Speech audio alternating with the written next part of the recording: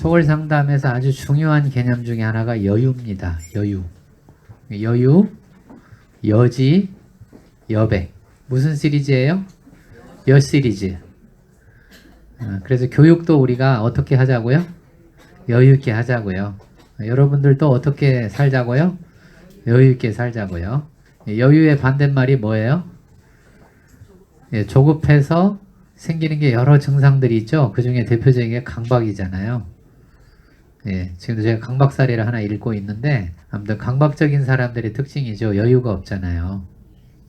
강박은 다 불안 때문에 생기는 현상이잖아요. 근데 여유가 생기면 사람들이 불안이 줄어들어야 여유가 생길 거 아니에요. 근데 우리가 여유 그러면 이제 경제적 여유를 많이 생각을 하죠. 내가 돈이 많아지면 참 여유로울 텐데. 물론 이제 물질적인 면에서 여유로워질 수는 있어요. 그러나 실제로 마음이 여유롭냐 하는 것은 별개의 문제입니다. 마음이 여유롭냐 하는 것은 사실 소유하고 별 관계가 없어요. 소유하고 별 관계가 없고요. 그래서 어떻게 살자고요? 여유롭게 살자고요. 여유롭게 누구 생각 말하면서 내 생각 얘기하면서 그렇게 한번 살아보자고요. 자, 그래서 이제 여유 하나 제가 얘기해 드렸고요. 앞으로 우리가 이 강의도 여유롭게 합시다. 여유 있게. 여기까지 다 끝내주세요. 그러지 마시고요. 왜 진도가 자꾸 안 나가요? 그러지 마시고요. 진도 생각 많이 하는 사람들은 이미 뭐가 없는 사람들이에요. 여유가 없는 사람들이죠. 자, 초월 상담의 이제 사상적이고 이론적 기초. 이론적 기초 중에 하나가 사상인데, 초월과 관련된 사상, 그럼 아무래도 제일 먼저 찾아볼 수 있는 데가 어디냐면 종교죠. 종교에서 가장 초월 얘기를 많이 합니다. 많이 해요. 그래서 제가 이제 초월 상담의 이론적 기초를 처음으로 집필을 하면서 뭐부터 시작해야 되나 참 고민이 많았는데, 결국은 시작을 어디서 제가 했냐면 영성에서부터 시작을 했습니다.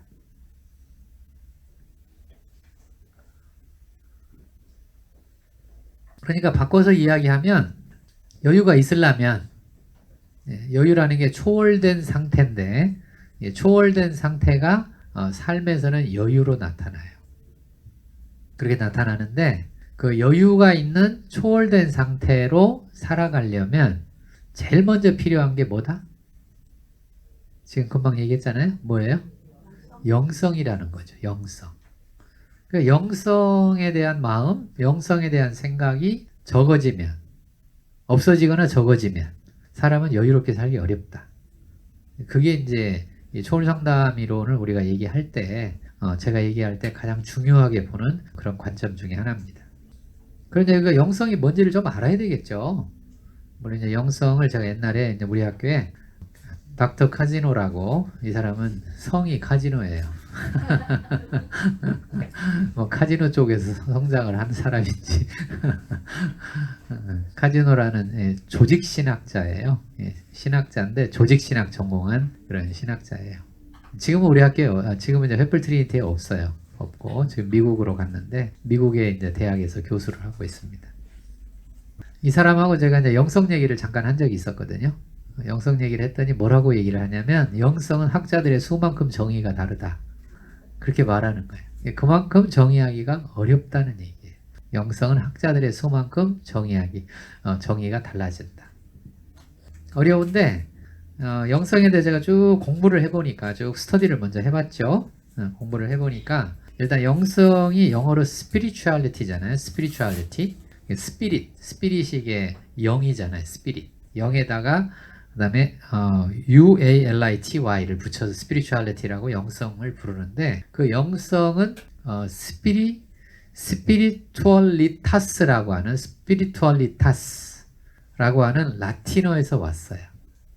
spiritualitas라고 하는 라틴어에서, 사실 그 영어나 불어나 독일어나 이게 다 라틴어 베이스를 가지고 있잖아요. 그 스피리추알리스라고 하는 그 라틴어는 두 개의 단어로 구성이 되어 있습니다. 하나는 그리스 명사인 뉴마라고 하는 단어하고, 형용사인 뉴마티코스라고 하는 단어가 있어요. 뉴마와 누마티코스. 이거를 노력하려는 시도에서 생겨난 단어가 spirituality예요. spirituality라고 하는 단어예요. 이건 지식으로 그냥 알아두시면 돼요. 지식으로 그런 게 있구나 정도만 알아두시면 되고요. 그래서 이 spirituality라고 하는 이 단어는 누구의 그 글 속에 자주 등장을 하냐면 사도 바울의 글 속에 자주 등장을 합니다. 사도 바울의 편지글에 그 영성의 내용, 대표적으로 고린도전서 2장 10절, 고린도전서 6장 17절, 고린도전서 2장 10절에는 이렇게 돼 있어요. 오직 하나님의 성령으로 이것을 우리에게 보이셨으니 성령은 모든 것, 곧 하나님의 깊은 것이라도 통찰하시느니라. 고린도전서 2장 10절입니다. 오직 하나님의 성령으로 이것을 보이셨으니 성령은 모든 것, 곧 하나님의 깊은 것이라도 통찰하시느니라. 바꿔서 이야기하면 우리 안에 성령이 없으면, 쉽게 말해 영이 없으면 깊은 것을 통찰 못한다는 뜻이에요. 그런 뜻이죠. 그러니까 깊어지고 싶다. 내가 깊은 사람이 되고 싶다. 뭐가 있어야 돼요? 영이 있어야 되는 거죠. 영이 없으면 사람이 깊어지질 않습니다. 그런 거를 의미해 주는 거예요. 지금 제가 이사야서를 계속 읽고 있는데 오늘 읽은 이사야서에도 그런 내용이 나와요. 지금 히스기야하고 이스라엘이 이제 멸망하기 직전이잖아요. 히스기야하고 이제 아수르 왕이 쳐들어왔어요. 사네립이 쳐들어왔습니다. 쳐들어왔는데 이제 하나님이 이제 사네립이 이제 히스기야한테 계속 이제 그 히스기야 신하들을 동요시키기 위해서 이야기를 합니다. 하나님 믿지 말라고. 하나님이 너네들을 구원해 줬냐? 뭐 이런 얘기하고 막 하나님을 조롱을 합니다. 조롱을 하니까 하나님이 나중에 이제 선지자를 통해서 말씀을 하세요. 뭐라고 얘기를 하냐면 이렇게 얘기합니다. 내가 그 왕에게 한 영을 두리니 이런 말이 나와요. 그 구절을 읽는데 제가 참 마음에 와닿았어요. 그러니까 영을 둔대요. 한 영을 둔대요. 하나님이 한 영을 두면 그 뒤에 어떤 게 나오냐면 그 영을 두니까 어떤 일이 벌어지냐면 다른 사람들의 말을 듣기 시작을 한대요. 이 말이 다른 사람들의 말을 들렸다는 열렸다는 뜻이 아니에요. 그 말 접수됐나요? 열렸다는 뜻이 아니고 다른 사람들의 말에 휘둘린다는 뜻이에요. 생각해보세요. 왕인데 그것도 제국의 왕이잖아요. 아시리아라고 하는 제국이잖아요. 아시리아라는 제국이 지금 쳐들어온 거잖아요. 제국의 왕이 쳐들어온 거죠. 그 아시리아라는 제국 그 다음에 제국이 뭐냐 바빌론이잖아요. 바빌로니아라고 하는 제국이잖아요. 세계사에서 배운 것들이죠. 그게 이제 성경에 그대로 나오는데 그러니까 사네립이 그렇게 조롱을 하니까 하나님이 그런 얘기를 하십니다. 내가 그 사람 안에 한 영을 두는데 이게 무슨 영이냐면 미혹의 영인 거죠. 다른 사람들에게 자꾸 흔들리고 미혹시키는 영이에요. 영이 그런 일도 한다는 얘기죠. 미혹되게 하고 다른 사람 말에 흔들리게 하고 다른 사람 말이 진짜처럼 막 들려요. 그런 말이 이게 성경에 있어요.